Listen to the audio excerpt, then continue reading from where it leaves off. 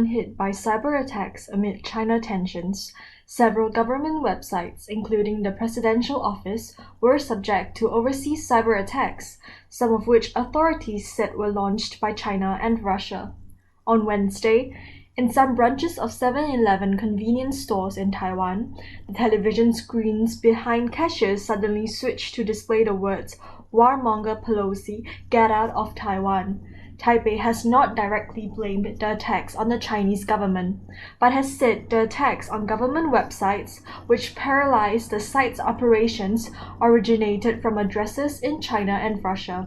It also said the firms whose displays were changed had used Chinese software that could have contained backdoors or Trojan horse malware. A cybersecurity research organization said the attacks against Taiwanese government websites before Pelosi's visit were likely launched by Chinese activist hackers rather than the Chinese government. Hacker group APT27, which has been accused by Western authorities of being a Chinese state-sponsored group, claimed responsibility for the cyber attacks on Taiwan on Wednesday, saying on YouTube that they were done to protest how Pelosi had defied China's warnings with her visit. It also claimed it had shut down 60,000 internet-connected devices in Taiwan. The Cyberspace Administration of China, which regulates the country's internet, did not immediately respond to a request for comment.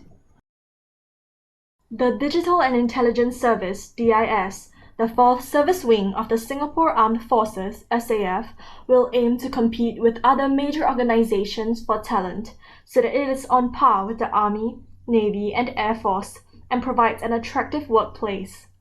Singapore's Defence Minister Ng Eng Hen said. Dr. Ng also said there will be a dedicated digital vocation that will develop experts in competencies such as software engineering and data science. Compensation will also be benchmarked against industry norms and reviewed regularly.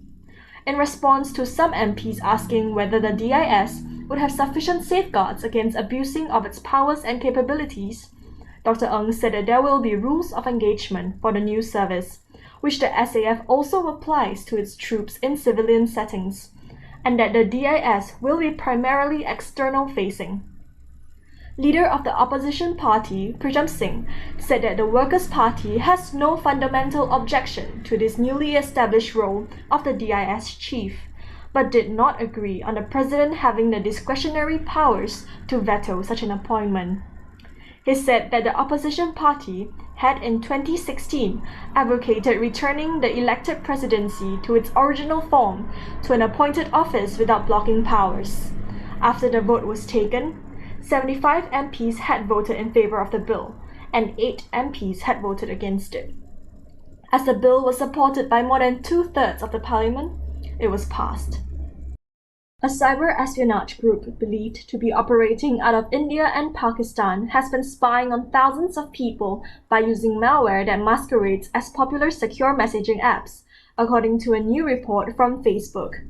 BitterAPT has been installing malware on Android devices via fake versions of encrypted messaging apps, WhatsApp, Signal, and Telegram, which has surged in popularity among Ukrainians as a tool for communicating information about the Russian invasion. Dracarys, a name found in the malware code and a possible reference to Game of Thrones, Facebook says the malware can siphon off all kinds of information from an Android device. Facebook also saw the group's fake personas distributing links to downloads of an iPhone chat application. The hackers tried to convince targets to download Apple's test flight service for developers for testing apps, and then install the chat app. Previously, Forbes reporting found links between BitterAPT and the Indian government, after the group had acquired Microsoft Windows hacking tools. Facebook will not say whether it believed BitterAPT was Indian in origin, but noted it operated out of South Asia, targeting people in New Zealand, India, Pakistan, and the United Kingdom. Cisco's Talos Cybersecurity Research Division recently said the group has been running attacks since 2013 on energy, engineering, and government entities in China, Pakistan, and Saudi Arabia. Facebook also announced action on a Pakistan-based government hacking unit known as APT36. It was creating Android spy tools masquerading as apps including WhatsApp, Chinese social network WeChat, and YouTube. That malware was effectively a modified version of a known Android tool known as Exploit SPY, originally developed by a group of self-reported ethical hackers in India. It was also capable of snooping on contacts, call lists, and listening to victims via the microphone of the device. APT-36 had been spotted targeting people in Afghanistan, India, Pakistan, UAE, and Saudi Arabia, including military personnel, government officials, employees of human rights and other non-profit organizations, and students. In a study commissioned and released by UK-based Reboot Digital PR Services on the safety of digital nomads, Indonesia and Cyprus share the crown for the least cyber-secure country in the world, with a cyber danger score of 82.8 out of 100, topping the rankings in Asia and globally. Malaysia ranked third with a score of 79.9 out of 100, with 1,557 compromised computers and 900 malware hosting sites. Nepal, in sixth with a score of 73.3, has the highest drive-by downloads average of all countries analyzed, at 126 every month.